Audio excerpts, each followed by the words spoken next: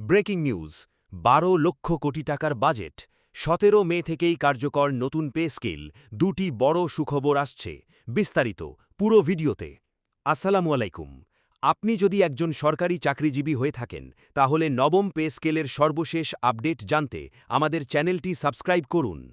দৈনিক যুগান্তর ৬-৫-২০২৬ প্রিয় দর্শক এইমাত্র পাওয়া এক চমকপ্রদ ও আলোড়ন সৃষ্টিকারী খবর নিয়ে হাজির হয়েছি আপনাদের সামনে ২০২৬-২৭ অর্থবছরের জন্য ঘোষিত হতে চলেছে বিশাল ১২ লক্ষ কোটি টাকার বাজেট আর এই বাজেটের বড় একটি অংশ বরাদ্দ করা হয়েছে বহু প্রতীক্ষিত পে স্কেলের জন্য দীর্ঘদিন ধরে আন্দোলন দাবি আর প্রত্যাশার পর অবশেষে সরকারি চাকরিজীবীদের জন্য আসছে এক যুগান্তকারী পরিবর্তন অর্থমন্ত্রী আমির খসরু মাহমুদের এই ঘোষণা ইতিমধ্যেই পুরো দেশ জুড়ে সৃষ্টি করেছে ব্যাপক আলোচনা ও উত্তেজনা প্রশ্ন এখন একটাই এই পে স্কেল কি সত্যিই বদলে দেবে লাখো পরিবারের ভাগ্য এই ঘোষণার সবচেয়ে বড় চমক হচ্ছে প্রস্তাবিত নতুন বেতন কাঠামোর ৬০% কার্যকর করা হবে খুব শিগগিরই প্রধানমন্ত্রী তারেক রহমান নিজেই জানিয়েছেন আগামী ১৭ মে আনুষ্ঠানিকভাবে প্রজ্ঞাপন জারি করা হবে অর্থাৎ আর দেরি নেই বাস্তবতা হতে চলেছে বহুদিনের স্বপ্ন সরকারি কর্মচারী কর্মকর্তাদের জন্য এটি শুধু বেতন বৃদ্ধি নয় বরং জীবনযাত্রার মান উন্নয়নের এক নতুন দিগন্ত তবে প্রশ্ন থেকেই যায় এই ৬০% বাস্তবায়ন কি যথেষ্ট নাকি এর পেছনে আছে আরও বড় কোনো কৌশল দর্শক চলুন একটু গভীরে যাই ১২ লক্ষ কোটি টাকার এই বিশাল বাজেটের মধ্যে পে স্কেলের জন্য বরাদ্দ একটি স্পষ্ট বার্তা দেয় সরকার এবার প্রশাসনিক কাঠামোকে শক্তিশালী করতে চায় কারণ একটি সন্তুষ্ট প্রশাসনই পারে একটি দেশকে এগিয়ে নিতে কিন্তু বাস্তবতা হল দীর্ঘদিন ধরে বেতন বৈষম্য মূল্যস্ফীতি এবং জীবনযাত্রার ব্যয় বৃদ্ধির কারণে সরকারি চাকরিজীবীরা চরম চাপে ছিলেন এই নতুন পে স্কেল কি সেই চাপ কমাতে পারবে নাকি এটি শুধুই একটি আংশিক সমাধান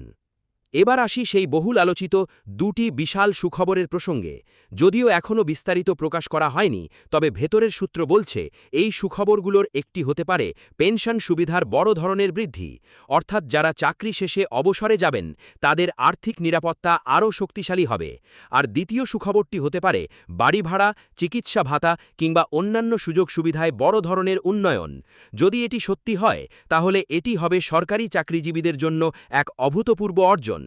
তবে এখানে একটি গুরুত্বপূর্ণ বিষয় হল এই সিদ্ধান্ত কতটা বাস্তবসম্মত এবং কত দ্রুত কার্যকর হবে অতীতে আমরা অনেক ঘোষণা দেখেছি কিন্তু বাস্তবায়নে হয়েছে বিলম্ব তাই এবার জনগণের প্রত্যাশা শুধু ঘোষণা নয় দ্রুত এবং কার্যকর বাস্তবায়ন কারণ এই পে স্কেল শুধু একটি নীতিগত পরিবর্তন নয় এটি লাখো মানুষের ভবিষ্যতের সাথে সরাসরি জড়িত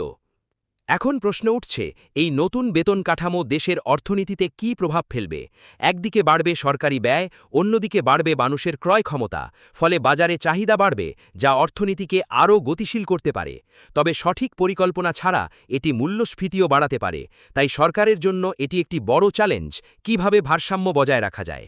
দর্শক আরেকটি গুরুত্বপূর্ণ দিক হল এই পে স্কেল বাস্তবায়নের মাধ্যমে সরকার একটি শক্তিশালী রাজনৈতিক বার্তাও দিতে চাচ্ছে সামনে যে অর্থনৈতিক এবং প্রশাসনিক চ্যালেঞ্জগুলো আসছে সেগুলো মোকাবিলা করতে একটি সন্তুষ্ট এবং অনুপ্রাণিত প্রশাসন অত্যন্ত জরুরি তাই এই সিদ্ধান্ত শুধু অর্থনৈতিক নয় এটি একটি কৌশলগত পদক্ষেপও সবশেষে মুহূর্তে আরেকটি বড় প্রশ্ন সামনে চলে আসে এই প্রজ্ঞাপন জারির পর মাঠ পর্যায়ে কত দ্রুত বাস্তব পরিবর্তন দেখা যাবে কারণ কাগজে কলমে ঘোষণা আর বাস্তব জীবনের প্রয়োগ এই দুয়ের মধ্যে ফারাকই সবচেয়ে বড় চ্যালেঞ্জ অনেক সময় দেখা যায় সিদ্ধান্ত নেওয়া হলেও তা বাস্তবায়নে ধীর গতি জটিলতা কিংবা প্রশাসনিক বাধা তৈরি হয় তাই এবার সাধারণ মানুষের প্রত্যাশা একটাই ঘোষণার সঙ্গে সঙ্গে যেন কার্যকর পদক্ষেপও দেখা যায় যদি এই জায়গায় সরকার সফল হয় তাহলে এটি হবে একটি নজিরবিত্রী দৃষ্টান্ত